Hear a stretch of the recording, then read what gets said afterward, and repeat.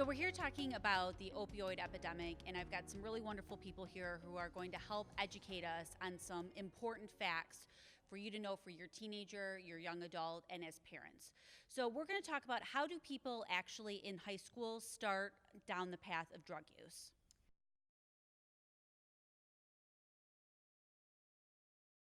Well, I would say that you could see kids as young as 6th grade using these types of, I guess you would call them narcotics or paraphernalia. And these would be the vape devices that a lot of people used originally to stop smoking. So right now, I would say in the high schools, in working in the high schools, this is the most common vape device that I have, and it's called the Juul. A small device that could be hidden literally anywhere. You can buy it at 7-Eleven. The kit would have the vape device, the battery charger, in 4 cartridges. Kids think it's the safer, healthier choice rather than smoking cigarettes or marijuana cigarettes.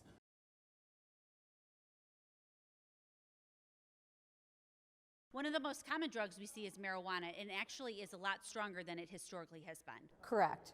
Today, marijuana dispensaries are growing marijuana plants, and they're focusing on the high concentration of THC.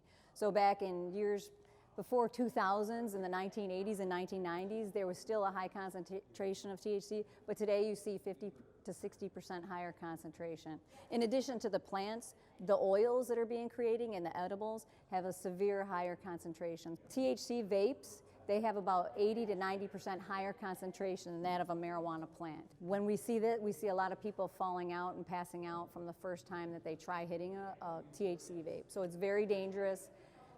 Parents just be aware to keep an eye on the marijuana because the THC is a higher concentration, and we don't want to see any kids getting addicted or having any side effects from it.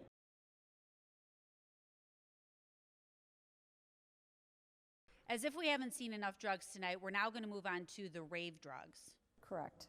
Yes, so if you see a generation of people who like to go to rave parties, different events that have a lot of music and flashing lights, these are going to be the drugs that you're going to see young adults using. And one of the common phrases is Molly, and I'm sure you've heard of that term in songs.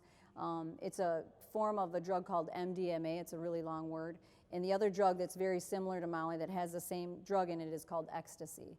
Both of those types of pills are taken that affect all your senses, your sight, your sound, your touch.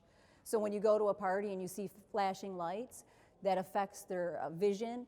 With these drugs also, we might see sexual predators preying on young people because they do have more, they're more susceptible to being touched because they like that as a part of one of the side effects. Now, cocaine is a more high-end version of that similar drug, correct? Well, cocaine is in its own drug category. Cocaine could be used in different ways, but a lot of people who have some money or, you know, it's more of a recreational drug. People will snort powder cocaine, but you can also use it in rock form where you smoke it is crack rock. So these are some drugs that are exposed to people who have been exposed to different types of drugs, or they could just try these for the first time. So if you were going to talk to the high schools, which I hear you do often, what advice would you have for students and parents to help avoid getting this path? Parents, you're not your kids' friends. You're their parents first. Make sure that you talk to them about the dangers of vaping, the dangers of smoking. Make sure you look through their stuff. The stuff could be hidden in backpacks, in pockets, in drawers in their bedrooms. Conversation is always important. And again, you're not their friends. Look at their phones, know their passwords. Don't be afraid to look on their devices and look through their stuff. It's not theirs, it's yours, you pay for it. So remember that.